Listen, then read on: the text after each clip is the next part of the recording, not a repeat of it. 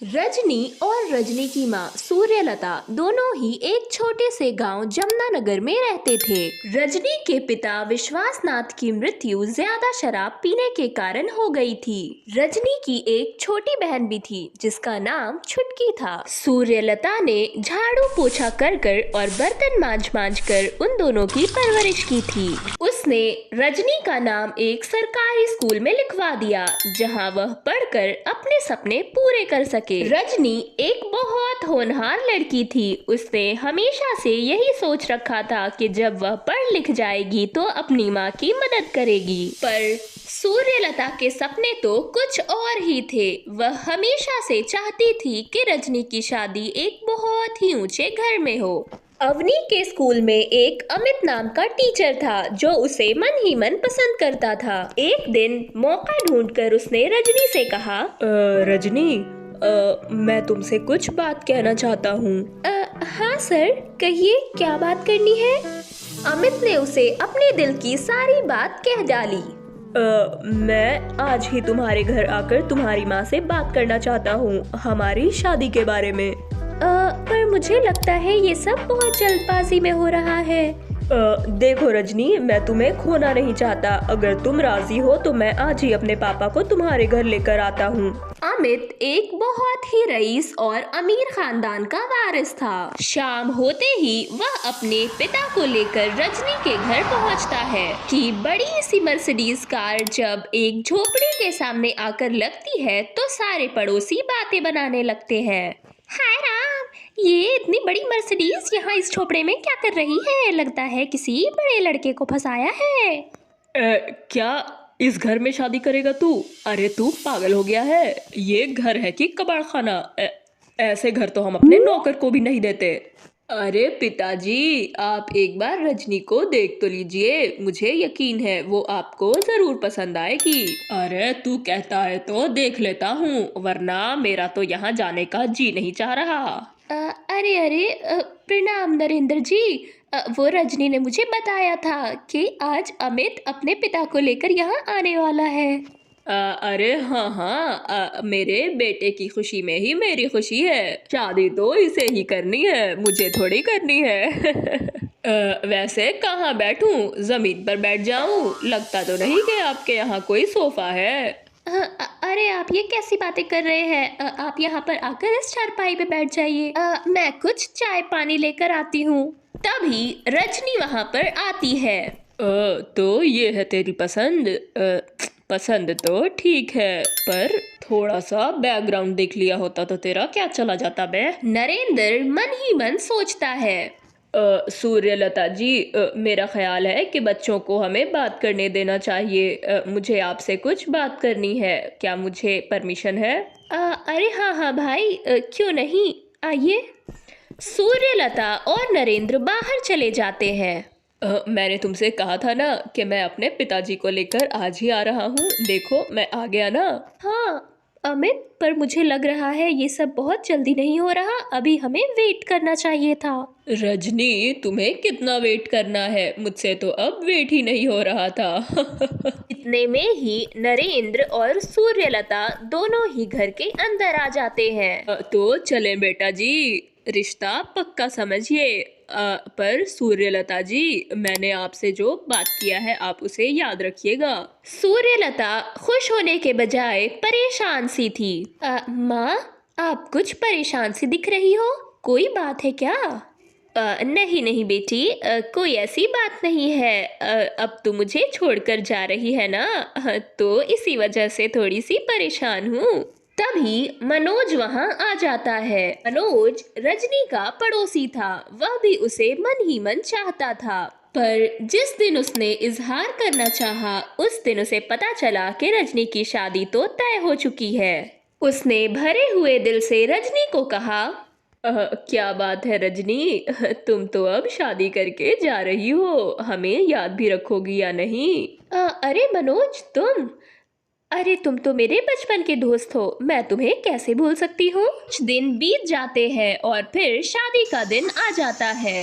रजनी और अमित मंडप में बैठे थे कि तभी पीछे से रोने की आवाज आती है।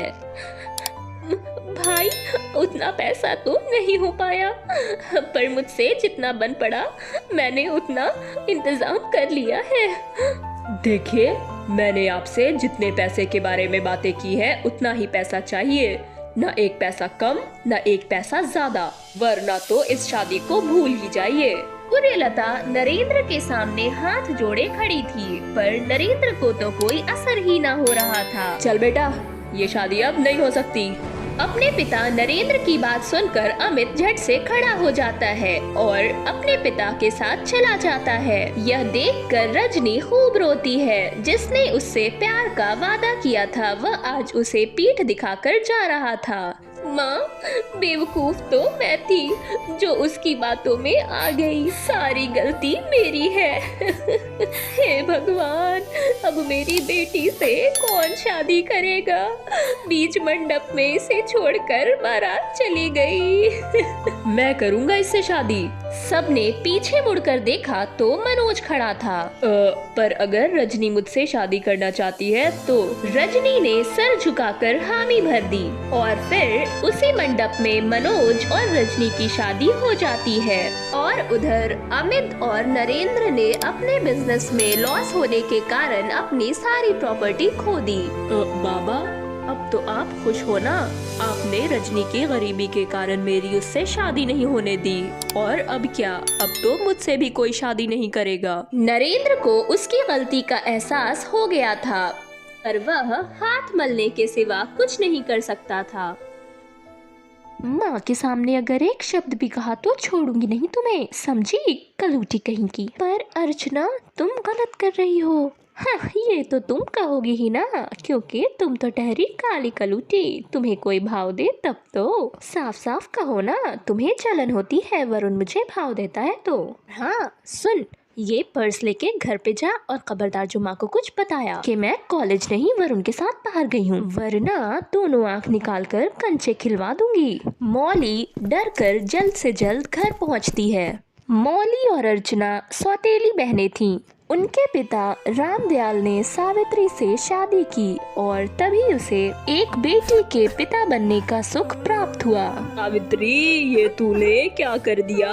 तू गई तो गई, पर ये काली कलूटी लड़की मेरे पीछे क्यों छोड़ गई? भगवान! वो जब भी अपनी काली कलूटी बेटी को देखता तो हमेशा दुखी हो जाया करता। इसी वजह से उसने उपासना से दूसरी शादी की और उससे उसे सुंदर सी बेटी मिली जिसका नाम उन्होंने अर्चना रखा। अर्चना स्वभाव से बहुत कड़ी थी क्योंकि बचपन से उसकी सारी ख्वाहिशें पूरी हुई थीं और वहीं मौली की ख्वाहिशें कोई पूछना भी जरूरी ना समझता।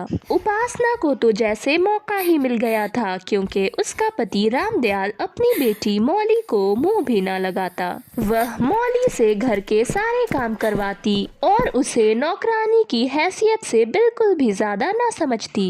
इसी तरह अर्चना बिगड़ते चली गई और मौली ने पूरा घर अकेले ही संभालना सीख लिया। अरे बेटी, अब वक्त आ गया है कि तू शादी कर ले। क्या मेरी बहन शादी करेगी? वाह, बहुत मजा आएगा बहन, तू हमेशा खुश रहे। ओ गॉड, फिर आ गई तू। तुझसे मेरी 2 पल की खुशी भी नहीं बर्दाश्त होती। मौली, तू अंदर जा और इस तरह से बीच में आकर हमारा मूड खराब मत किया कर। उपासना ने अपनी बेटी का रिश्ता एक बहुत ही आलीशान घर में तय किया। वो लोग जब अर्चना को देखने आए तो उनके साथ एक नौकर रघुराम भी आया था। माँ, मुझे आपसे एक बात कहनी थी। आप तो जानती ही हो ना कि मेरे लिए रंग रूप कोई मैटर नहीं करता। लड़की घर का काम जानती हो, इससे बढ़कर मेरे लिए और कुछ नहीं है। अच्छा, ठीक है बेटा। अभी तो चुप रहे, अभी हम उनके दरवाजे पर खड़े हैं। आंटी, इसकी क्या जरूरत थी? वैसे ये बहुत ब्यूटीफुल है, इतनी लग्जूरियस पैकेजिंग है और इसके अंदर लहंगा तो और भी ज्यादा सुंदर होगा। अब हमारी बहू इतनी सुंदर जो है, हम उसके लिए इतना तो करेंगे ही ना। अच्छा रेवती बहन, अब आप सब बैठ जाइए, चाय नाश्ता तो करिए। अरे ओ मौली, चाय नाश्ता तो लेकर आ। मौली सबके लिए चाय नाश्ता लेकर आती है। अरे उपासना बहन, ये कौन है? ये तो हमारी नौकरानी है। वो क्या है ना कि मैं अपनी बेटी से ज्यादा काम नहीं करवाती। ज्यादा क्या, मैं तो उससे कोई काम करवाती ही नहीं। सारे घर के काम ये करती है, तभी तो इसका रंग देखो। क्या? अर्चना को घर के कोई काम नहीं आते? और आंटी, ये क्या बात हुई? घर के काम आपकी बेटी को नहीं आते और आप नीचा इसे दिखा रही हैं? देखिए, मुझे इस तरह की मॉडर्न लड़की से शादी करने का कोई शौक नहीं है। हाँ, अगर मौली मुझसे शादी करना चाहती है तो मैं तैयार हूँ। अरे ये क्या कह रहे हो बेटा, तुम एक नौकरानी से शादी करोगे? अरे हाँ हाँ, ये तो हमारे घर की नौकरानी है। लोग क्या कहेंगे? बस करो उपासना, कितने झूठ बोलोगी? ये हमारी नौकरानी नहीं है, दरअसल ये मेरी बेटी है। रामदयाल ने विक्रांत को सारी बात बता दी।